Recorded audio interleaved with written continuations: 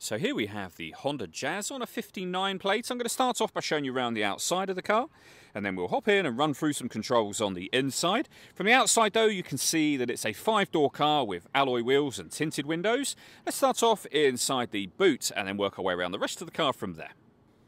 As we approach the back of the car, you can see we've got plenty of space in the boot.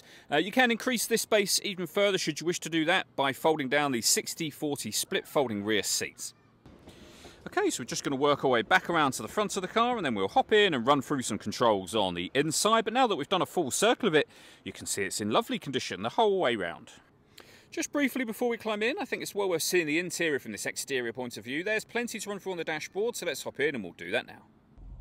Okay, now that we're inside the car, we're going to start with the dials. On the left-hand side, we have the rev counter, we have the speedometer in the middle, and the fuel gauge over on the right-hand side. Also in the middle there, you can see the total miles of this car, which are only 31,541. So very low mileage for the car's age. If we back out to the steering wheel, we have stereo controls, cruise control, and buttons that will allow you to change the trip computer information displayed in that central section just there. Also behind the steering wheel, we have the minus and plus paddles.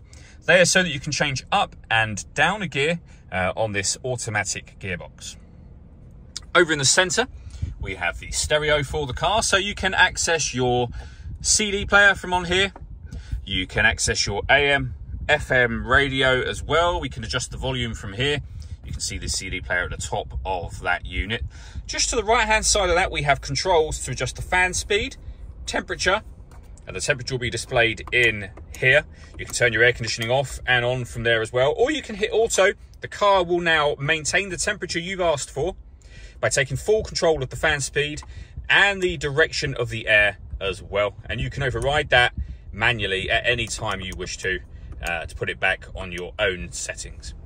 To the left-hand side of that, we can recirculate the air that's in the car. That's a great way of heating it up or cooling it down quickly in here, depending on the temperature you've set, of course. Or you can bring in fresh air from outside of the car. We've also got heated mirrors.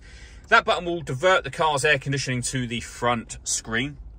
We have a 12-volt charging socket and USB input, and then the gear lever just here. So we're in neutral at the minute. You can put it in auto, but you can also change up and down a gear manually.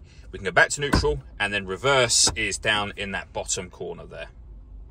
Last thing I wanted to mention is this massive panoramic glass roof. So you can take your finger off the button if you wish to, and that will go all the way to the back. And as you can see, that lets it in a huge amount of extra light to the cabin area. All that leaves me to say is thank you for taking the time to watch this video. If you'd like to come and see the car for yourself and have a test drive, please feel free to give us a call here at Glenbourne's. We'd love to hear from you soon.